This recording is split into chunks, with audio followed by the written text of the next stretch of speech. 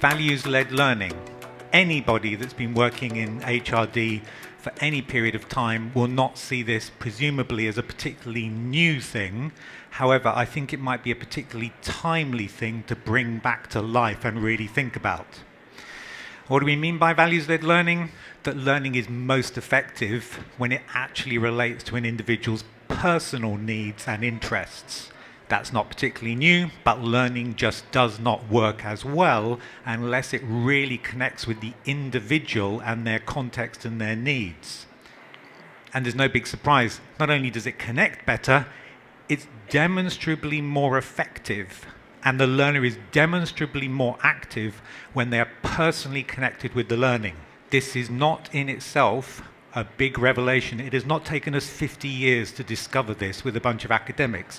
It has been known for a very long time. It's kind of motherhood and apple pie, or in this case, grandpa and apple pie, because it's something that Malcolm Knowles, the grandfather of adult learning, invented the term andragogy rather than pedagogy, why we as adults learn differently, supposedly, to children. And he brought out these big, I think, 4 principles of adult learning. We are not children, it is obvious.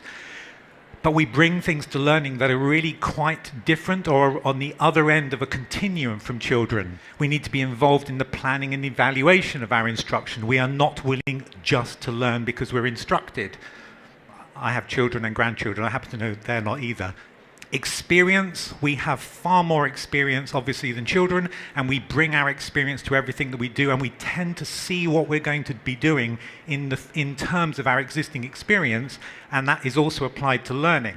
Increasingly, people want learning that's immediately relevant in it and has an impact on their working lives and their jobs.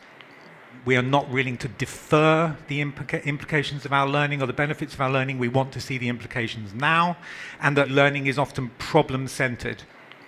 We want to apply it. We want to see it as have utility and of immediate impact. For anybody that's worked in the field, this shouldn't be new. He's not new. This is really about a continuum. Children also feel this, but adults ever more so. The really strange thing about it is, although I think we all know it and feel it, it's a bit like going off on a management training course. Do we actually apply it on a daily basis in terms of the way that we present the learning to the user?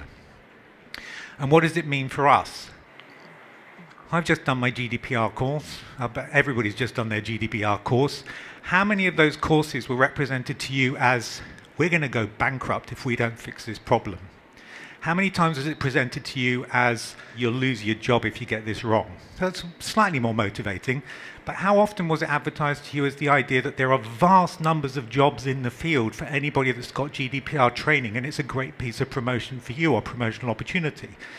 I think very often we just don't even contextualize what is organizationally requirements, compliance requirements, in terms of framing it as of personal interest, direct personal interest to the learner.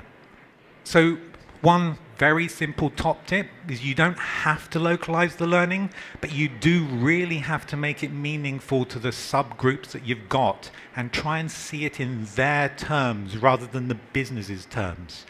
I know the pressure on the business and the pressure on HRD in general is all about proving value to the business, but actually we're in real danger of forgetting that it's got to be of value to the learner first to be of any impact whatsoever. And that's sometimes just changing the wording of the email or the wording that's present on the website to just make them feel, oh, this could improve my career, not just sink the business. More worrying, if you don't do it, the learners will take control for themselves. They will do it. They will go and find learning that is alien, not produced by you necessarily, and not in your control. And with the rise of MOOCs, vast amounts of online learning, vast numbers of people. I think MOOC membership now is up to about 60 million. We've got at least 7 or so million in the UK on our own MOOC platform. CIPD has got its own FutureLearn MOOC there. But learners are increasingly taking their learning into their control. And that could cause quite a significant problem for the learning industry inside organizations. It's going to face its Napster moment. You know, the music industry was decimated by the provision of online free access to music, books, financial services, holidays. They've all been radically transformed. You are likely to lose your learners to the outside world unless you can make it relevant to them in the inside world.